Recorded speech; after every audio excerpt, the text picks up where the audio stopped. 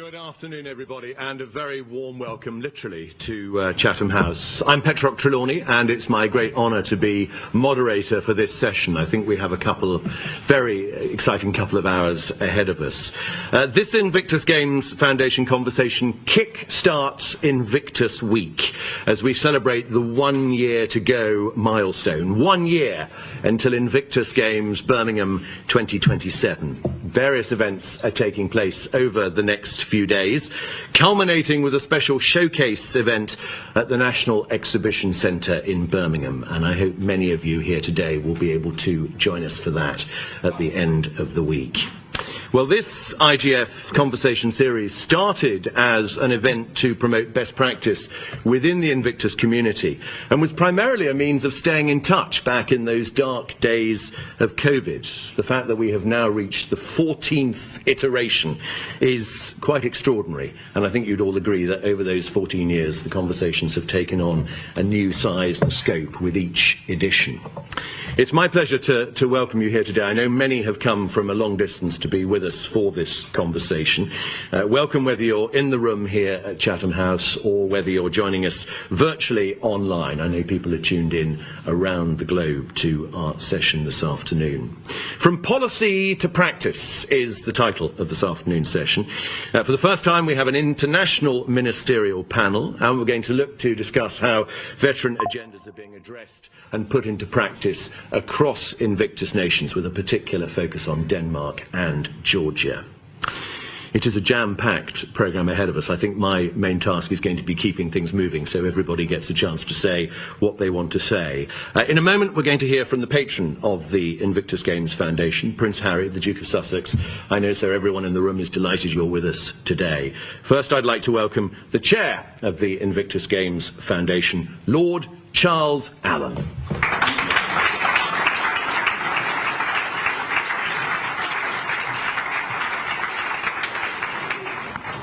Ladies and gentlemen, it is literally, as we just heard, a very, very warm welcome. And we'd like to thank Uganda for bringing the weather. They said they bought it on the way at the airport, but we're very welcome for that. It's a pleasure to open this event. As you said, it's our 14th iteration of the conversation. And what a conversation I think we're going to have this afternoon. Basically, the purpose of it is to amplify the work that the Invictus Games does and the role that we play as a convening body, a convening power to bring together diverse subject matter experts and to explore themes in terms of what's important to our Invictus community. The breadth and depth of the speakers, I hope you'll agree, are amazing today. You know, this is the most high-profile one we've done. And it's great to have, as we said earlier, ministerial involvement. Minister Bailey from the UK, Minister McKnight from Canada, and Mr Kamanova from Ukraine. Really important to have different voices in the room, sharing experiences and looking at how we not only look back, but how we look forward and how the Invictus Games in the next decade can actually play such an important role in global politics and moving things forward. Those of you who are online, hopefully can see us and hear us from all over the world, and those of you who are physically here today will hopefully feel that this afternoon has enriched your knowledge, skills and experience about the issues that veterans face, and equally importantly, the issues their family faces on a daily basis. We were just chatting about that earlier with the Minister. And it's also about shaping global policies, family policies, not just veteran policies, but family policies. We're not here today just to hear about politics, because I've been in organisations for many, many years, sports organisations, government and business, and I'd rather have, rather than a great strategy and poor people, I'd rather have the opposite. And what we've got here with Invictus and with people in the room, we have an amazing strategy, but we also have amazing people. Because it's not about what you're thinking, it's what you actually do on the ground. It's boots on the ground that really make a difference to people's lives. So what we want you to take away from this session today today is how you turn policy into practice. In every part of the world, in every part of the Invictus movement, policy into practice. Just remember that phrase throughout the day. And basically, today's dialogue is part of an ongoing effort. It's not a one-off. This is something that's happened 365 days, 7 days a week around the world. And we'll hear from other countries what they're doing. Nobody's got a cookie-cutter approach. It's not the same in every country, but we've got essence of ideas that can actually genuinely make a difference. We'll also build momentum to this very special week where we bring in the Games back. PrinceHarry created the Games in 2014. It's great to bring it back to the UK.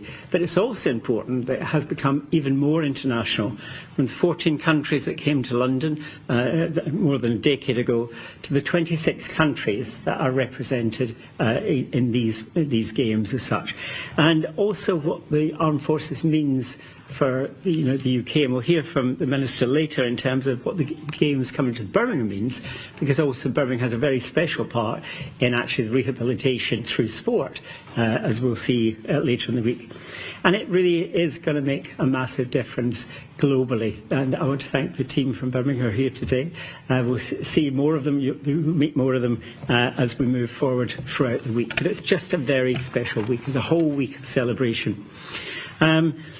These discussions, these events wouldn't happen without our partners, and I'm really grateful to all of our partners for supporting us on an ongoing basis, and that's ATCO, American Airlines, Clifford Chance, Briganti, Monster, and importantly Boeing, who have been a key sponsor for many years. And this is about long-term relationships. It's not a quick fix. It's not sponsoring the Games. It's actually coming in and being part of the family. We were chatting about that earlier in terms of be part of the movement. Yes, money's important, and we'll talk about that. Money is very important, but it's much more than money. It's about engagement as such. When I became chairman 4 years ago, we were celebrating, we just celebrated 10 years. And when PrinceHarry asked me to be involved, I had said to him, well, maybe in 3 or 4 years' time, you won't need the organisation. How wrong was I? And that's a sad thing, that basically I think we're needed even more now than we probably were even needed back in 2014. I never thought at my age then effectively I'd see war in Europe, and look what we're facing on a day-to-day basis as such. So that's really important. But those partnerships are really important to us in terms of long-term partnerships. I challenged the team when we had this 10-year celebration. I said, think about 10x. The next decade, we need 10 times more money, we need 10 times more activity, we need 10 times more impact. And the role that we play is really important in terms of that role from a geopolitical perspective, as well as a financial perspective and a very practical perspective to change and save people's lives. And those of you, many here, have been to Games before us. It's quite an inspirational and transformational thing to go to. It really is. And I think I'm very excited about having that on our home ground here in Birmingham. However, there's no person more familiar with what we do than the man who created, our patron and founder of the IGF, PrinceHarry, the Duke of Sussex.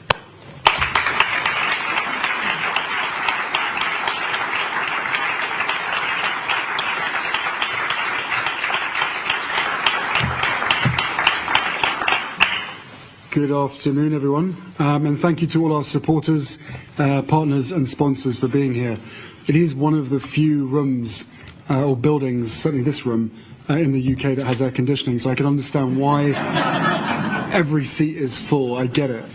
But looking around this room, I see people representing different nations, different governments, different militaries, different organisations, and of course different approaches to recovery. And that's exactly as it should be. No two countries are the same. No two healthcare systems are the same. And no two military cultures are the same either. And what brings us together is far more important than what sets us apart. Every one of us believes that those who have served their country, and in particular those whose lives have been changed by that service, deserve more than our gratitude. They deserve opportunity, the chance to redefine one's purpose and identity.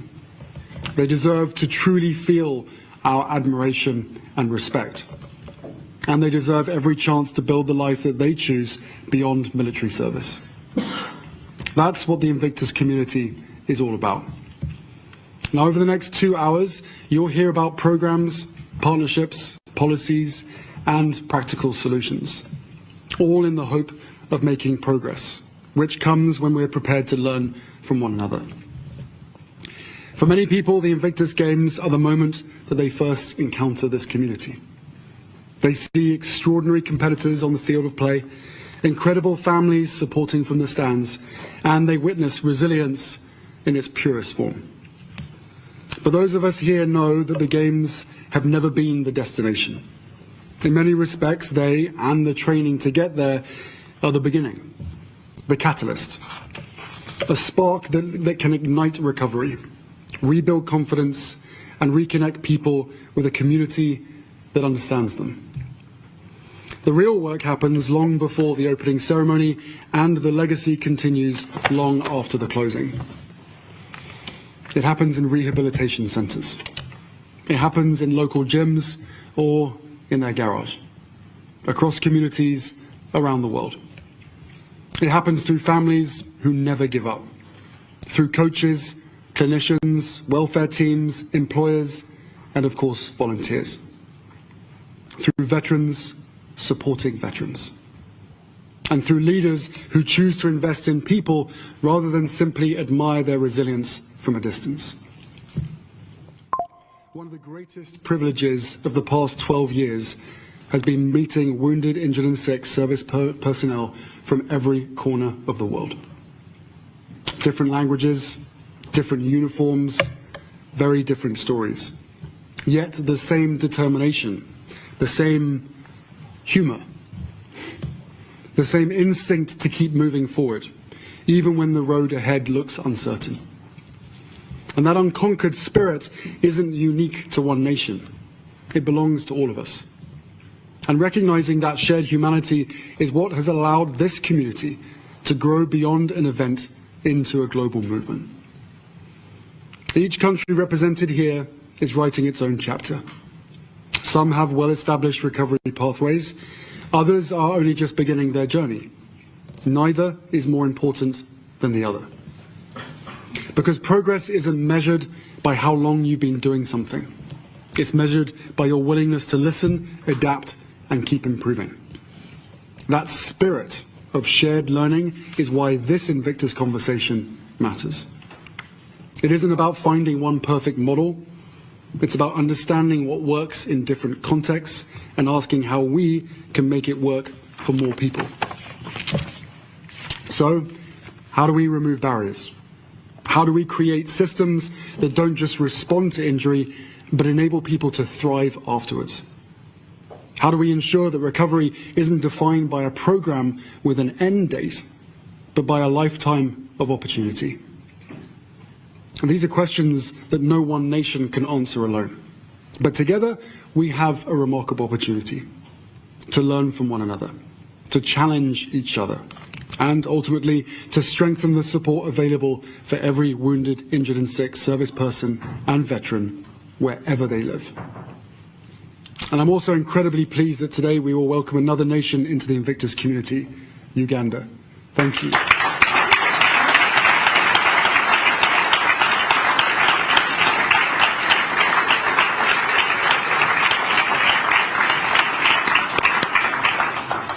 Growth has never been about numbers. It's about reaching those who need us most and building partnerships that last and ensuring that no one feels that they're making this journey alone. And to everyone speaking today or asking questions, I hope we approach these conversations with a sense of collective responsibility, a genuine commitment to improving the lives of men and women who have already given so much in service to others. Because this isn't about celebrating individual success stories, however inspiring they are. It's about creating systems that make those success stories possible, changing cultures and expectations, and ensuring that further generations of wounded servicemen and women know that recovery is not something that they face alone. I hope you leave this conference with a deeper understanding of what the Invictus movement really is, not simply a week of sport every 2 years, but a community united by one belief, that the unconquered human spirit exists in every nation, and that our shared responsibility is to create the conditions in which it can flourish. Thank you.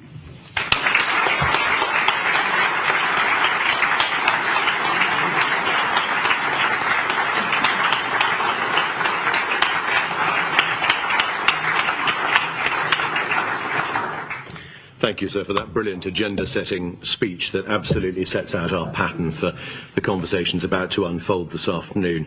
Our first panel is going to discuss veteran agendas with ministers from three Invictus nations: Canada, Ukraine, and, of course, the four nations represented as part of the UK. I know this is going to be of great interest to Invictus nations representatives here, and after our conversation, there will be a chance for you to ask questions.